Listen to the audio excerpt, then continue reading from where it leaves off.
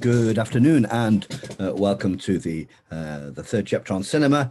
And I'm not quite sure what number chapter in all, but it will be on the title just below. I'm going to continue then, and now I'm going to take a chronological view of British cinema and introduce you to some of the things that have happened over the years since 1945.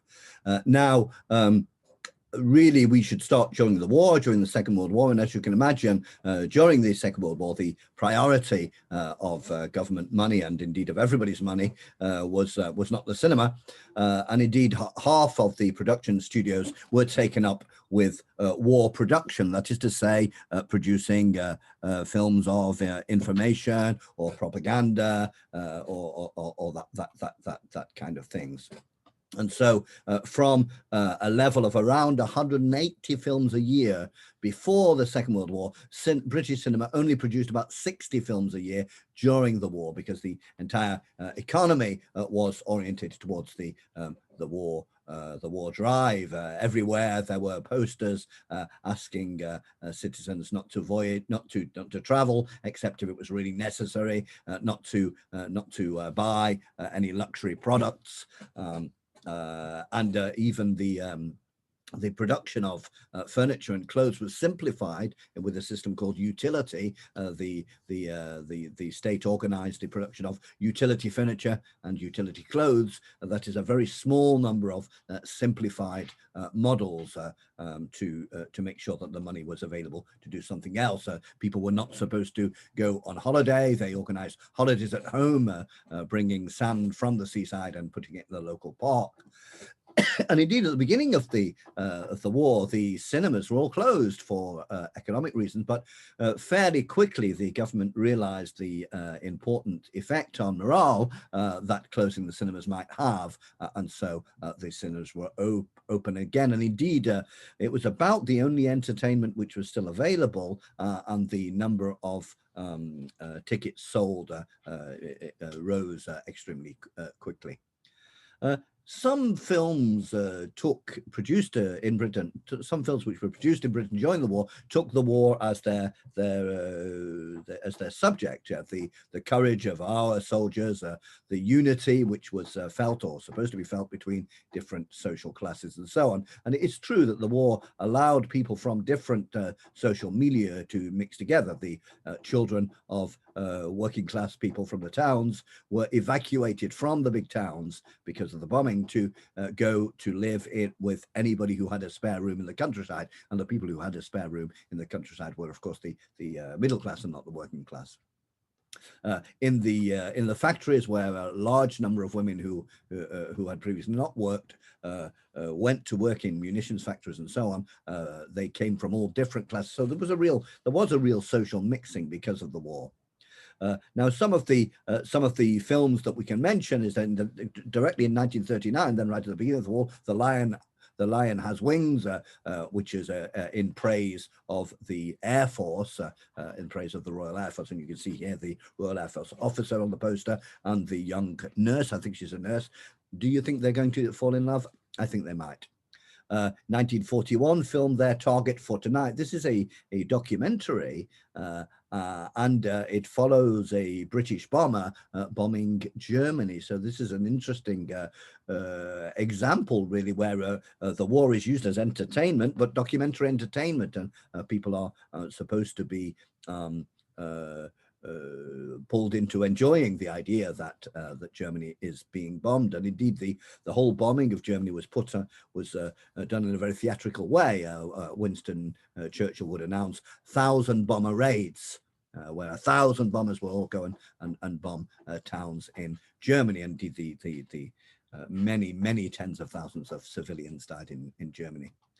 So these were fairly straightforward films, but there were also some more sophisticated stories available. For example, Nine Men from I'm not sure if it was 1942 or 1943, in fact, This film tells the story of a British patrol, a group of British soldiers lost in the desert, and how they managed to keep some sort of team spirit.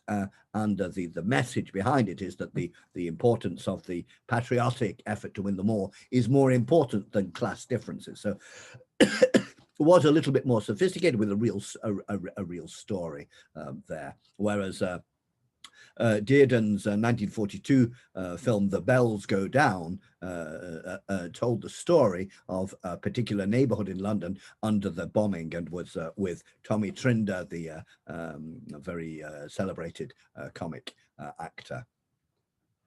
Along the lines of this same story keeps coming back, actually, of people from different social classes feeling united because of the war. Millions Like Us, which was translated into French under the title Ceux de chez nous, shows women from different social classes transformed by the collective experience of working in the munitions factories. Okay, so this is both something which is so exploring an aspect of popular experience, because people sometimes like to see some of their own stories and their own worries up on the screen in front of them, but also obviously has a political usefulness, and that it is helping to link together people from different classes.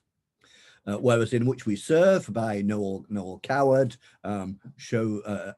is both a film to the glory of the Royal Navy, if you like, but it's also a film of suspense. The warship is sunk, and the survivors in a small boat must try to survive until the rescue arrives.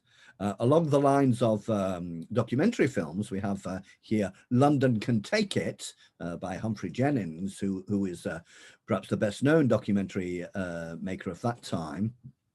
A very interesting title already. You know, it's about the bombing of London, and it's a certain sort of pride, you know, that London can take it, that the bombing is not going to destroy our spirit. This is something which surprised people a lot.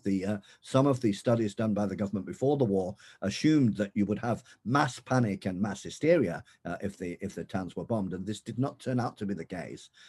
It turned out that people were more resilient than had been thought. But this is something they didn't know, because mass bombing of towns was a new experience in the First World War. There had been very little bombing of towns. Now, interestingly enough, the British cinema did better in some ways during the war compared with other cinemas, because there was a very heavy tax on foreign films shown in Britain.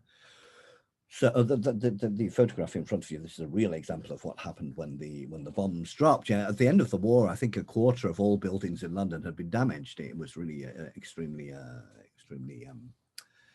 catastrophic. Now, what should we think of these attempts to deal in the cinema with the war during the war? Well, this brings up again this what's the word? This contrast within cinema, and indeed within popular culture in general. Do people want to see their real lives on the screen? Because if they see their real lives, it means somehow they are important. And you know, we have so many things telling us we're not important, that seeing ourselves as important may be good for us. Or on the other hand, do people want to go to the cinema to see dreams? Is Hollywood the factory of dreams? And we will see this again with the question of popular music, because popular music can either be mostly singing about Saturday night and music to make you want to dance, or fantasize about unlikely love affairs, or it can be about social questions, political questions, and feelings about them. And so both of these things exist. I don't think it's reasonable to say that popular culture should be about dreams or should be about reality. It's just interesting to see how the two can come together. Now we have here an example from 1943 of a fiction film, which is perhaps a little bit more complex, and it tells the story of a friendship between a British military officer and a German military officer. So an interesting story to tell during the war, and Winston Churchill wanted it to be censored, but in fact it was not censored.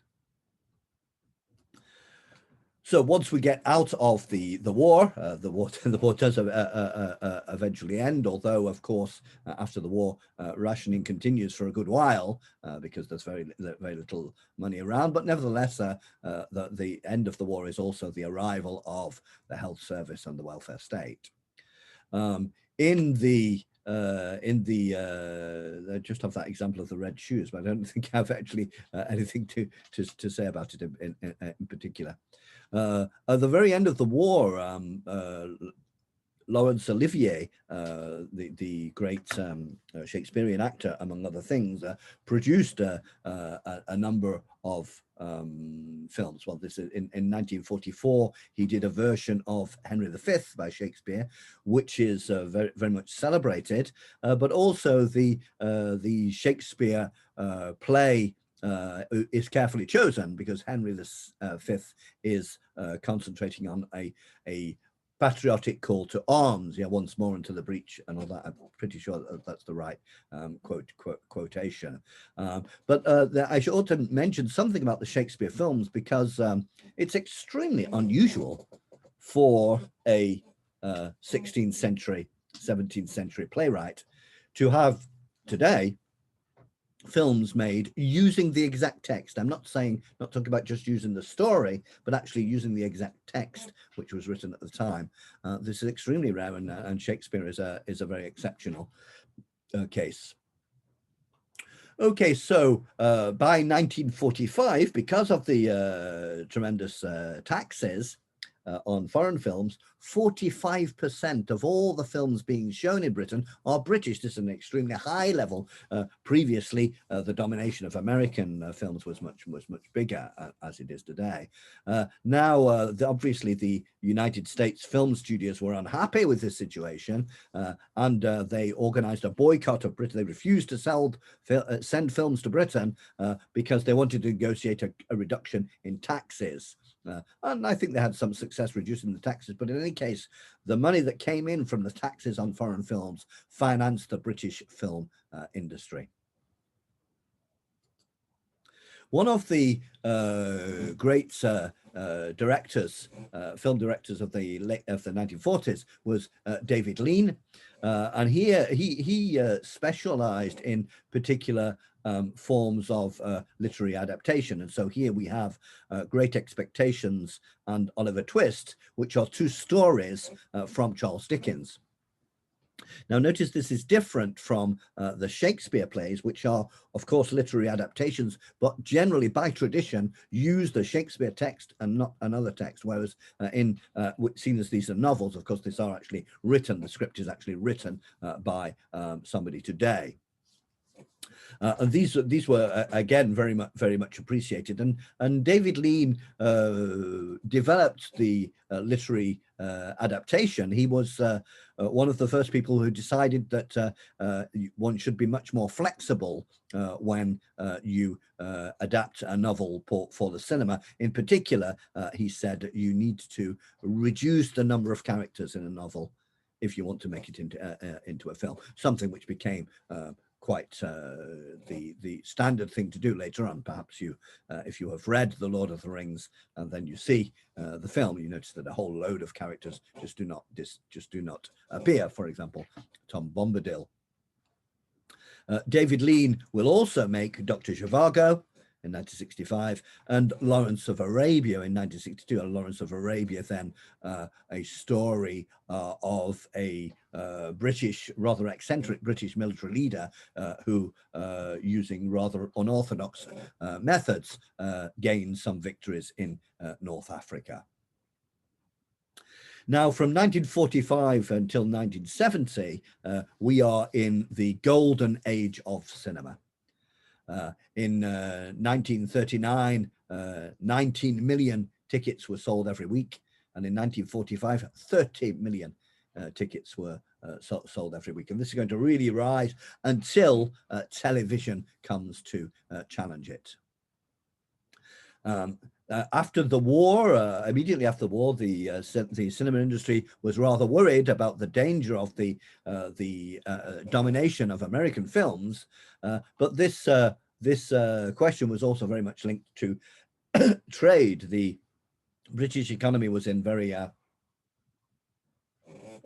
bad condition, and the rationing was continued, and was very short of dollars, the dollars which were necessary to buy foreign goods to help reconstruct Britain. And in this context, spending dollars on American films appeared to pose a political problem, and this was referred to in the newspapers. Many articles were written about this debate, which was often referred to as the debate Bogart or Bacon. That is to say, you know, do we want to have Humphrey Bogart, the great American actor, in our cinemas, or do we want to be able to buy bacon without being rationed? Yeah, so that was the debate of the time. The quite heavy taxes continued on the American cinema for some time. Laurence Olivier continued with his work both as actor and as director, and he produced another Shakespeare, Hamlet, in 1948, using some new techniques with the camera, and also for the first time on the television, at least, presenting the monologues. As you know, that in Shakespeare there's a number of monologues, and the monologues were presented with a voice off screen, a voice off screen, the voice of his mind, and certainly the Hamlet, and then Laurence Olivier's Richard III. They're really, I mean, you know, for people who are interested in Shakespeare, they are indispensable. They're indispensable. You just have to see them. Now, another of the great directors of the time, Sir Carol Reed, I put in the Sir because although his first name is Carol, this is a gentleman and not a lady. And here you have a couple here, Odd Man Out, The Third Man. And these are a little bit more sophisticated, a little less melodramatic than was the tradition before the war. So Odd Man Out is a rather sophisticated film for the time. The hero is not necessarily a really nice guy. Now, this has become a tradition since, certainly today, when we read a detective novel or see a police film, we're not surprised to see the hero might be an alcoholic or might have a terrible, had done terrible things in his past, etc. We're used to doing this, but this was something which was relatively new at the time. Yeah, that Carol Reed introduced a hero who had many faults. The Third Man is a story which happens in Vienna under the Nazi occupation. But it's actually a very political film, and it explores the advantages and disadvantages of the political positions of Britain, America, and Russia after the Second World War. So a certain number of drama films there with a certain, sometimes a certain political side to them. But already at this time, then by the late 40s and the early 50s, the British comedies were beginning to make their mark, and the most well-known place for this to happen was in the Ealing Studios. So the Ealing Studios produced Ealing comedies. That is to say that they produced British comedies for 25 years and made their mark there. Perhaps I don't know how well known these are, or perhaps not very well known. But if you see the one on the right, The Lady Killers, this was actually a very good remake was made in the United States about 5 or 6 years ago, or might be 10 years by now, where it was set in the south of the United States, and there was an old black lady who was the heroine. Whereas in the original Lady Killers with Alec Guinness, it's a bank robbery story where the gang are renting a basement at an old lady's, and digging through to the bank. However, she becomes suspicious, and they decide they have to kill her. And so one by one, they, even though she's very nice, one by one, they try to kill her. Well, I don't want to spoil it, but let's say it was more difficult than they thought. The Passport to Pimlico is a sort of fantasy comedy film where people, Londoners, rather fed up of the bureaucracy of the government and so on, discover a piece of paper that says that their part of town, Pimlico, in fact belongs to Burgundy, La Bourgogne, 700 years earlier, and they declare independence. You see, they declare independence, and this is a comedy, but also an attack on bureaucracy, which is usually a fairly easy thing to attack and a fairly easy thing to get people to agree with. A similar idea in The Man in the White Suit is a story where a gentleman invents a suit which will never wear out, never needs cleaning and never wear out. However, the suit making companies and the trade unions are against him. So it's very much this, you know, the little man, the little individualist, small shopkeeper, etc., is the hero, and this is very typical.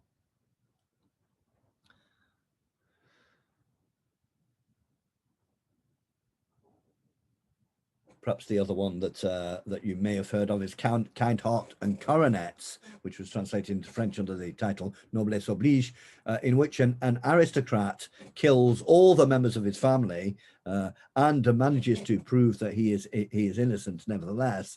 And it's a rather special film because Alec Guinness, who is a very fine comedian, plays 8 different roles. He plays all the members of his family, including his auntie. So once we get past 1950, here are a few of the films which made a mark. The Blue Lamp, Basil Dearden. Blue Lamp. This is the unending battle of the city streets. Yeah, it sounds very much like what people would say today, or what some people would say today. A very old theme. It's how difficult it is for the police to keep the peace in those parts of town where violence reigns. And so this is a